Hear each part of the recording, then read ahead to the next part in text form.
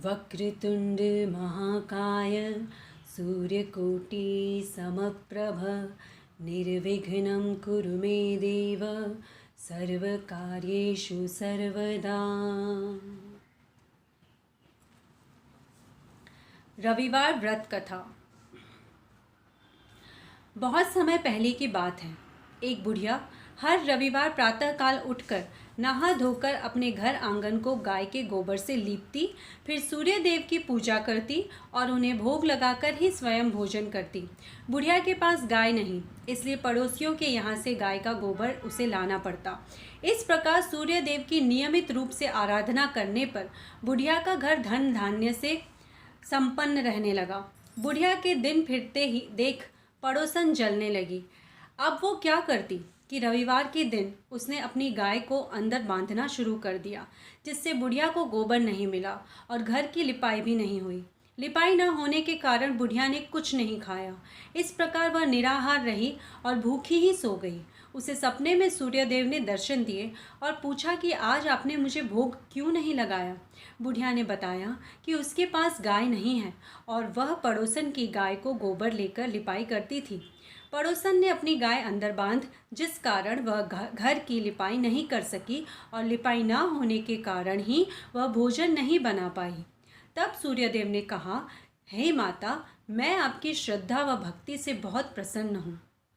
आपको मैं एक ऐसी गाय देता हूँ जो सभी इच्छाएं पूर्ण करती है।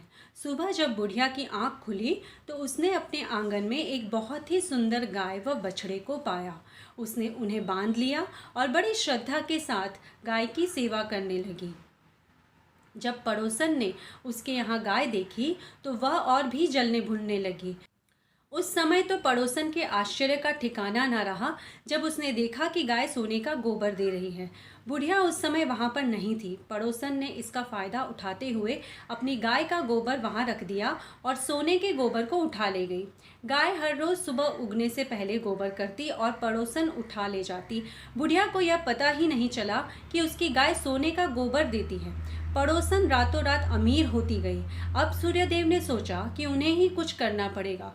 उन्होंने शाम को तेज आंधी चलवा दी। आंधी के कारण बुढ़िया ने गाय को अंदर बांध दिया। सुबह उसने देखा कि गाय तो सोने का गोबर करती है। फिर वह हर रोज़ गाय को अंदर बांधने लगी। अब पड़ोसन से यह सहन नहीं हुआ और उसने राजा को बता दिया कि एक बुढ़िया के पास सोने का गोबर करने वाली गाय है। पहले तो वो हैरान हुए, लेकिन बुढ़िया को चेतावनी दी कि यदि ऐसा नहीं हुआ तो तुम्हारी खैर नहीं। उन्होंने अपने सैनिक भेजकर बुढ़िया के यहाँ से गाय लाने का हुक्म दिया। सैनिक गाय ले आए। अब देखते ही देखते गोबर से सारा महल भर गया। हर और बदबू फैल गई। राजा को सपने में सूर्यदेव दिखाई दिए और कहा कि हे मूर्ख, यह गाय उस वृद्धा के लिए ही है। वह हर रविवार नियम पूर्वक व्रत रखती है। इस गाय को वापस लौटाने में ही तुम्हारी भलाई है। राजा को तुरंत जाग आ गई और उसने बुढ़िया को बुलाकर बहुत सारा धन दिया और क्षमा मांगते हुए सम्मान पूर्वक वापस भेजा। पड़ोसन को राजा ने दंडित किया और साथ ही पूरे राज्य में घोषणा करवाई कि आज से सारी प्रजा रविवार के दिन उपवास रखेगी व सूर्य देव की पूजा करेगी। रविवार के व्रत से उसका राज्य भी धन्य धान्य से संपन्न हुआ और प्रजा भी सुख शांति से रहने लगी।